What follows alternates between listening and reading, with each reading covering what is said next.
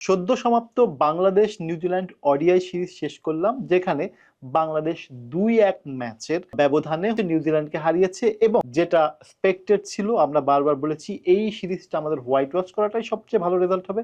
তবে মন্দের ভালো যে জায়গায় শেষ হয়েছে, খুবই ভালো একটা সমাপ্তি করেছি। আমরা যদি মনে করি এই সিরিজগুলো বা আগামী অদূর ভবিষ্যতে যে সিরিজগুলো আমরা খেলবো সেটা 2027 সালের ওডিআই বিশ্বকাপের প্রস্তুতি হিসাবে খেলছি, সেক্ষেত্রে একটা বিরাট প্রশ্ন দর্শক মনে প্লাস বাংলাদেশ ক্রিকেট ফ্যানদের মনে থাকে।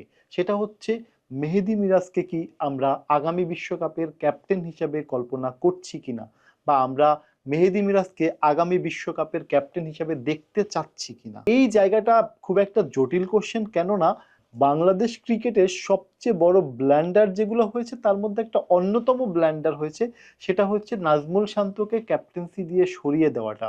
নাজমুল শান্তকে ওডিআই ফরম্যাট, টি-20 ফরম্যাটের ক্যাপ্টেন্সি থেকে সরিয়ে দিয়ে যে জায়গাটা জটিলতাটা ক্রিয়েট করেছে সেটা হচ্ছে, নাজমুল শান্ত একটা ফেস অফ ফরমেশনে ছিল, নাজমুল শান্তের পারফরমেন্স ল্যাগিংসও ওইভাবে হয়নি, এবং নাজমুল শান্তকে ক্যাপ্টেন্সি থেকে বাদ দেওয়া গেলেও দল থেকে কিন্তু বাদ দেওয়া যায়নি। এবং যেটা তার একটা ধারাবাহিক পর্যালোচনা আছে, সেটা হচ্ছে নাজমুল শান্তর গত সিরিজে, মানে আমি বলছি বাংলাদেশ নিউজিল্যান্ডের সদ্য সমাপ্ত সিরিজে যেটা হয়েছে, প্রথম ম্যাচে সে 0 রানে আউট হয়েছে এবং তারপরে যে জায়গাটা ক্রিয়েট হয়েছে, তার পরের ম্যাচে 50 রান করে দলের জয়ে অবদান রেখেছে এবং যেটায় আহত হয়ে মাঠ ছেড়েছে।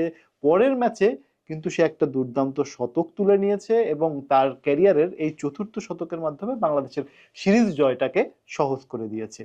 সেই জায়গায় নাজমুল শান্ত ক্যাপ্টেন থাকাকালীন সময় যে খুব বাজে পারফরমেন্স বা খুব বাজে কোনো একটা পরিস্থিতির মধ্যে দিয়ে গেছে বাংলাদেশ দল, ব্যাপারটা এমন নয়। কিন্তু হুটহাট এই রকমের প্লেয়ার গ্রুপিং এর মাধ্যমে একটা যে কোলাবোরেশন তৈরি করেছে, এই জায়গাটা এখনো ক্রিকেটের জন্য কতটা স্বস্তিদায়ক, এই প্রশ্নটা আমরা সবাই করতে পারি, বা এই প্রশ্নটা আমাদের সবার মনে। তবে নাজমুল শান্তকে ক্যাপ্টেন হিসেবে দেখা যাক আর না যাক, কিন্তু মেহেদী মিরাজকে ক্যাপ্টেন হিসেবে দেখাটা কতটা যুক্তিসঙ্গত সেটা আমরা এই সিরিজে দেখতে পেয়েছি। বিভিন্ন জায়গায় মিরাজের ভুলগুলা সুস্পষ্টভাবে আমরা যারা ক্রিকেট দেখি আমাদের চোখে ভেসে এসেছে।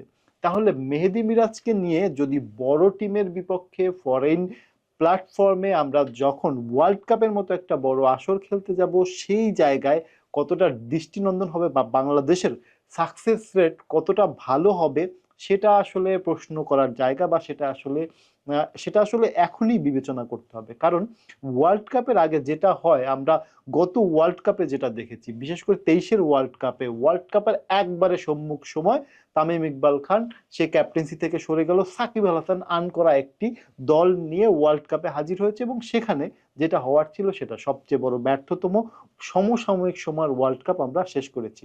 15 সালে যে লেভেলে যে ফিটনেসে আমাদের ওয়ার্ল্ড কাপ শুরু হয়েছে, 19-এর ওয়ার্ল্ড কাপে সাকিবের দুর্দান্ত পারফরমেন্স, এবং সেখান থেকে 23-এ গিয়ে যে ভরাডুবিটা, এর মূল কারণ হচ্ছে মিসম্যানেজমেন্ট ছিল। 27-এর ওয়ার্ল্ড কাপে এই ধরনের যেন কোনো ব্ল্যান্ডারের সম্মুখীন না হয়, সেক্ষেত্রে ক্রিকেট বোর্ড, নির্বাচক এবং কোচ ম্যানেজমেন্ট সবাই মিলে চিন্তা করবে। আসলে ক্যাপ্টেন্সি ক্রিকেটের একটা বড় ভাইটাল রোল প্লে করে, আমরা সবাই জানি। কারণ ক্যাপ্টেন্সির উপর ডিপেন্ড করে ম্যাচের কৌশল এবং সেই সাথে ডিপেন্ড করে কোন প্লেয়ার কোন স্ট্র্যাটেজিতে মাঠে নামছে। যেহেতু বড় একটা আসরকে সামনে নিয়েই প্রস্তুতি শুরু হয়েছে, সেক্ষেত্রে আমার কাছে মনে হয় এই ক্যাপ্টেন্সি নিয়ে নতুন করে চিন্তা করতে পারে Bangladesh cricket board, Bangladesh cricket management এবং ক্রিকেট সংশ্লিষ্ট সবাই।